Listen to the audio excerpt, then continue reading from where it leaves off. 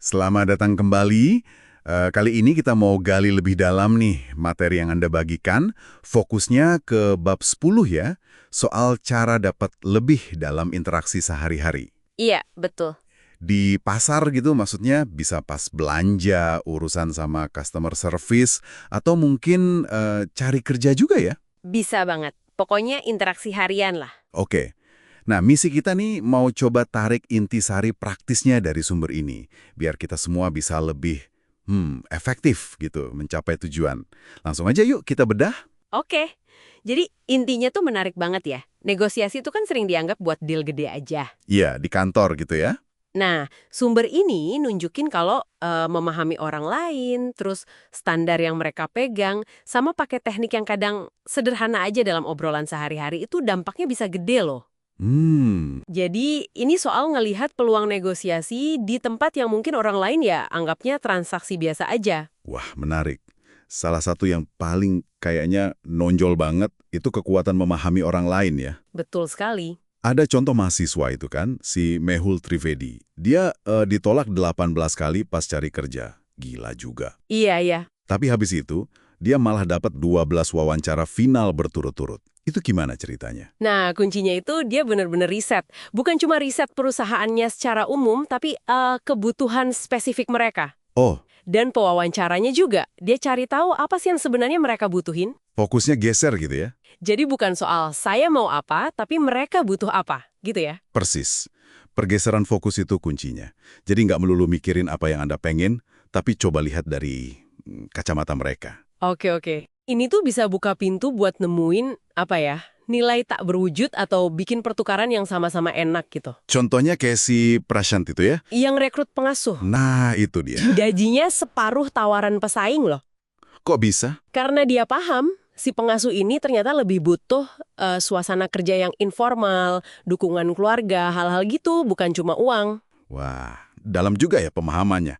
Berarti emang harus jeli lihat kebutuhan non-moneter juga ya? Betul. Dan ini nyambung nih ke trik cerdas lainnya, yaitu justru pakai standar mereka sendiri buat argumen. Ah, ini yang di Hermes itu bukan sih? Iya, yang barang diskon nggak dibungkus kado. Terus dia nanya apa? Dia cuma nanya, oh jadi biaya bungkus kado sekarang $250 ya? Santai, tapi nyelekit gitu ya. Iya, cerdik banget itu. Itu contoh bagus gimana pakai standar mereka sendiri bisa efektif banget. Kan argumen kita jadi dibingkai pakai aturan atau nilai yang mereka akui sendiri. Jadi mereka susah nolak ya? Iya, kalau nolak kan kelihatan nggak konsisten. Contoh lain si Roswell yang dapat pesangon gede $70.000. Itu gimana? Cuma nunjukin pedoman perusahaan aja. Atau James di toko kacamata Coens itu. Dia terus ingetin soal standar kepuasan pelanggan toko itu pas kuponnya ditolak. Kuncinya berarti tetap tenang ya? Nggak pakai ngotot. Nah, itu dia. Tetap tenang. Tanya aja, jangan nuduh. Nada bicara penting banget.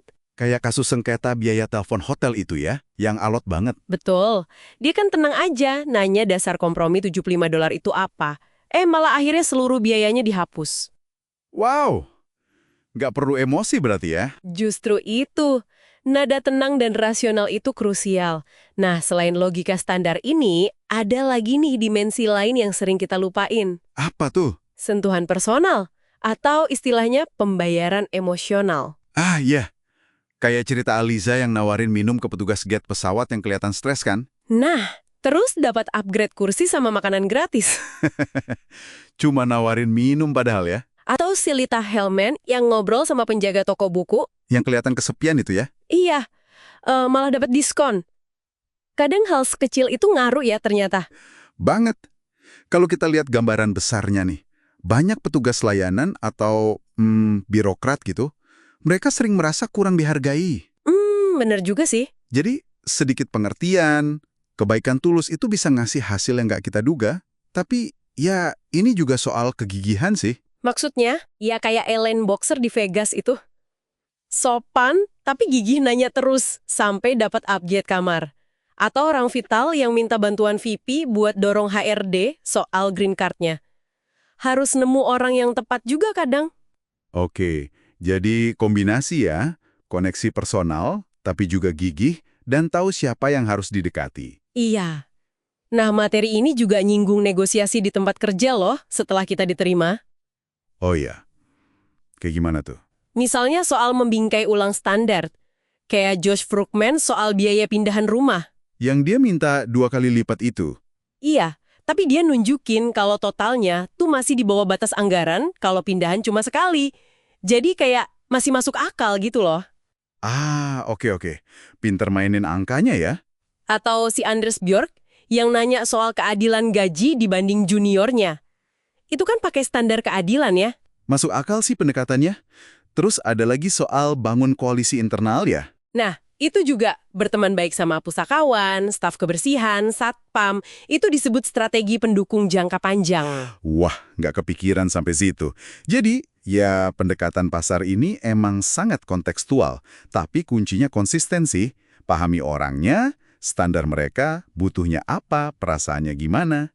Oke, terus gigih tapi tetap sopan.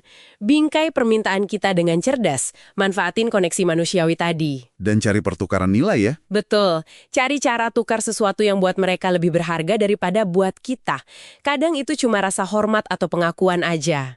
Oke, jadi kalau dirangkum nih, buat Anda yang dengerin, setiap interaksi harian itu sebenarnya medan negosiasi potensial ya. Iya banget. Dengan alat sederhana kayak pahami perspektif orang, pakai standar mereka, bangun koneksi personal, kita bisa dapat hasil lebih baik. Kekuatan kita mungkin lebih gede dari yang kita kira. Interaksi kecil yang bakal Anda hadapi besok. Oke. Gimana caranya Anda bisa terapin satu aja ide dari diskusi kita ini? Mungkin fokus ke sudut pandang mereka, atau cari standar relevan yang bisa dipakai. Bukan buat manipulasi ya, tapi... Bukan, tujuannya navigasi yang lebih cerdas aja, lebih kolaboratif dalam hidup. Coba direnungkan deh, kira-kira berapa banyak lebih yang kelewat tiap hari cuma karena kita nggak nyoba.